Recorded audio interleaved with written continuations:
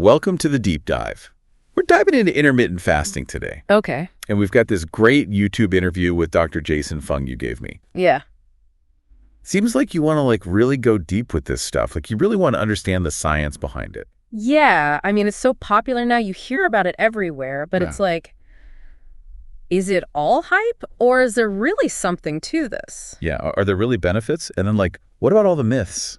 Yeah, exactly. Everyone's talking about starvation mode and all this stuff. So yeah, we definitely need to debunk some of those myths. that's our mission today. For sure. I mean, Dr. Fung, he's kind of a big deal in this world, right? He really is. He's like a pioneer, I think, in bringing intermittent fasting to the forefront, To the mainstream. Yeah, in the early 2010s, he started challenging the idea that we need to eat all the time. It's funny because doctors, they tell you to fast before surgery.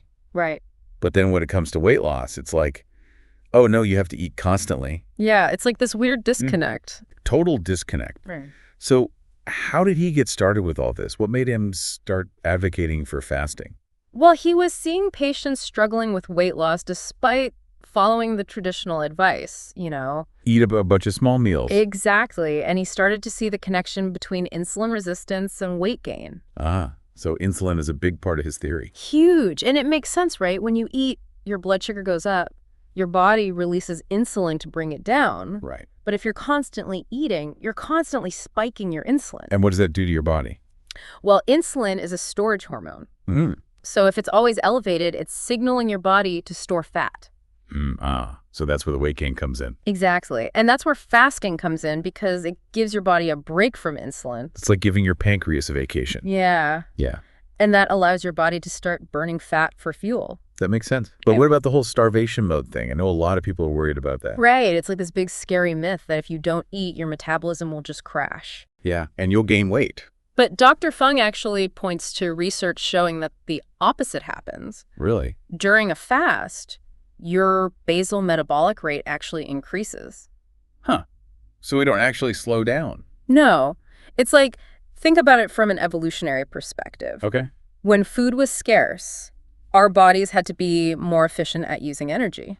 That makes sense. We had to be able to hunt and gather and survive. So we became better fat burners. Exactly. We became these lean, mean, fat-burning machines. I love that. It's like we're tapping into our inner caveman or a cave woman. I know, right? And Dr. Fung uses this great analogy in the interview. He compares it to a hungry wolf versus a well-fed lion. Oh, yeah, I remember that. The wolf is alert, active, and ready to hunt. While the lion is just kind of lounging around. Exactly. So fasting isn't about starving yourself. It's about becoming metabolically flexible. Interesting. Okay, so we've talked about insulin, but what about the other hormones involved? I know Dr. Fung mentions leptin a lot. Leptin is really interesting. It's like your body's fuel gauge. It tells your brain when you're full and helps regulate energy expenditure. So if leptin is working properly, we should naturally maintain a healthy weight, right? In theory, yes. But the problem is many people develop leptin resistance. Oh, just like insulin resistance? Exactly. And Dr. Fung suggests that this is often caused by constantly elevated insulin levels. So again, it comes back to how often we're eating. It all ties together. When you're constantly bombarding your body with insulin, it disrupts the delicate balance of hormones. And that makes it harder for our bodies to regulate things like hunger and fullness. Exactly. So it's not just about willpower or counting calories. It's about understanding these underlying hormonal mechanisms. This is blowing my mind. I'm starting to see food in a whole new light. I know. It's a real paradigm shift for a lot of people. It is. And it makes so much sense now why so many people struggle with weight despite their best efforts. They're fighting against their own biology. It's like we've been programmed to eat the wrong way. Yeah, and Dr. Fung is helping us reprogram ourselves. Now I'm curious, what else does he have to say about all of this? Well, he goes into a lot more detail about the different types of fasting and how to incorporate them into your life. We'll definitely have to dig into that next time because this is fascinating. It really is. So much of what we've learned about eating, eating all the time, really goes against everything Dr. Fung is saying. Right, we've always been told you have to eat breakfast, you have to eat every few hours. Keep your metabolism going. Yeah, to keep it revved up. But it's like the opposite. It seems like the opposite's true. Yeah. Our bodies are actually designed to handle periods of not eating. Yeah, and maybe even benefit from it, right? Exactly. It's like giving our digestive system a break, a chance to reset. Like a little detox. Yeah, and he talks about how we've become so disconnected from our natural hunger cues Because we're always snacking. Yeah, we're constantly grazing and bombarding our bodies with insulin. Right. So we never really give ourselves a chance to feel true hunger. And that can mess with our hormones, especially leptin.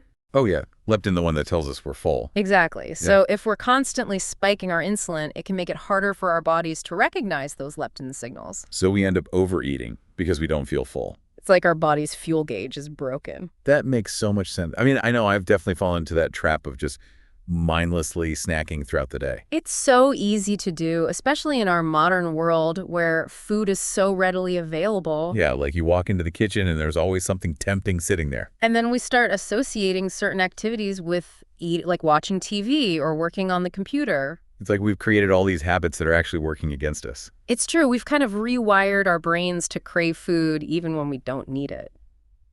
So how do we break free from those habits? Does Dr. Fung give us any tips on how to actually start incorporating fasting into our lives? He does. He talks about different types of fasting, from shorter daily fasts to longer extended fasts. Like, what's an example of a shorter fast? The most popular one is probably the 168 method. You fast for 16 hours and then have an 8-hour eating window.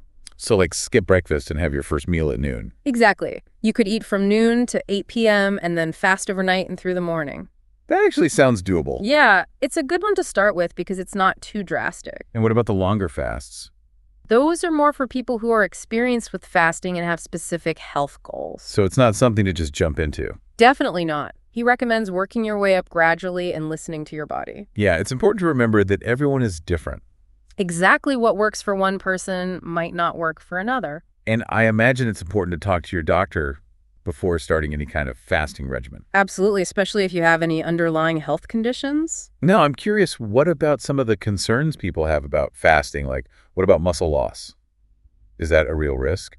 Dr. Fung addresses that. He says that during shorter fasts, your body primarily burns fat for energy. So your muscles are safe. Yeah, it's only during prolonged fasts, like several days or more, that you might start to lose muscle mass. Okay, so for most people doing intermittent fasting for weight loss or metabolic health, it shouldn't be a big concern. Right, and he also emphasizes the importance of getting enough protein when you do eat. Yeah, to help your muscles recover and rebuild. Exactly. And he talks about the importance of strength training, too, to maintain muscle mass. Makes sense. So it's not just about what you eat, but also how you move your body. Exactly. It's a holistic approach. I love that he's thinking about all these different aspects of health. He's really looking at the whole picture. So are there any downsides to fasting? Like, are there any groups of people who should avoid it altogether? Yes, definitely. He mentions a few groups who should not fast without medical supervision. Okay, like who? Pregnant or breastfeeding women, individuals with certain medical conditions like diabetes or eating disorders. That makes sense. And anyone taking medications that require food intake. So always check with your doctor first. Absolutely. Yeah. It's better to be safe than sorry. Now I'm really intrigued by all of this. I'm starting to see fasting in a whole new light. Yeah, it's definitely more than just a weight loss trend. It's like a way of life, a way of thinking about food and our relationship with our bodies. Exactly. It's about tuning into our natural rhythms and honoring our bodies. It's about becoming more mindful and intentional about what we eat and when we eat. It's a powerful shift in perspective. I'm excited to learn more. What else has Dr. Fung had to say about all of this? Well, he goes on to talk about some of the other benefits of fasting beyond weight loss. Ooh, like what? He talks about how it can improve insulin sensitivity, reduce inflammation, and even boost brain function. Wow, I had no idea fasting could have so many positive effects. It's amazing, right? There's so much research emerging on the potential benefits of fasting. This is definitely a deep dive. It really is, and we're just scratching the surface. This is like next level stuff. Yeah, it really is. It's not just about like, shrinking your waistline. Yeah. It's about so much more. He's talking about like overall well-being, right? Yeah. And like feeling good in your body, like having energy and mental clarity. And just feeling like you're thriving, not just surviving. Totally. And I love how he talks about like the joy of eating too. Yeah, he's not like this super restrictive diet guru. He's like, hey, enjoy your food. Savor the flavors. Be present. Yeah, and appreciate the social aspects of eating, like sharing meals with loved ones. It's so refreshing. It is, because so much of the diet culture out there is all about deprivation and guilt. Like you're constantly feeling bad about yourself for eating. Exactly, and it's just not sustainable in the long run. No, because you're always fighting this internal battle. Right, and Dr. Fung is like, hey, Let's ditch that mentality and focus on nourishing our bodies and enjoying the process. It's a total paradigm shift. It is, and it's so much more empowering. Yeah, because you're not relying on some external set of rules. Right. You're tuning in to your own body and figuring out what works best for you. And he encourages experimentation, too, like trying different fasting protocols and seeing how you feel. Yeah. And like being patient with yourself. Exactly. It's not about perfection, it's about progress. And recognizing that everyone's journey is different. Yeah, we all have our own unique needs and goals. This has been eye-opening. It really has. I feel like we've only just scratched the surface. There's so much more to explore. Yeah. Dr. Fung has written several books, and he has tons of videos online. I'll put those links in the show notes. Definitely, so people can dive even deeper. This has been an incredible deep dive into the world of intermittent fasting. It has. I'm so glad we did this.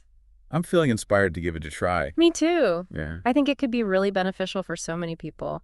As always, though, talk to your doctor before making any major changes to your diet or lifestyle. Absolutely. It's important to get personalized advice. Thanks for joining us on this journey. Yeah, thanks for listening, everyone. We'll see you next time for another deep dive into the world of health and wellness.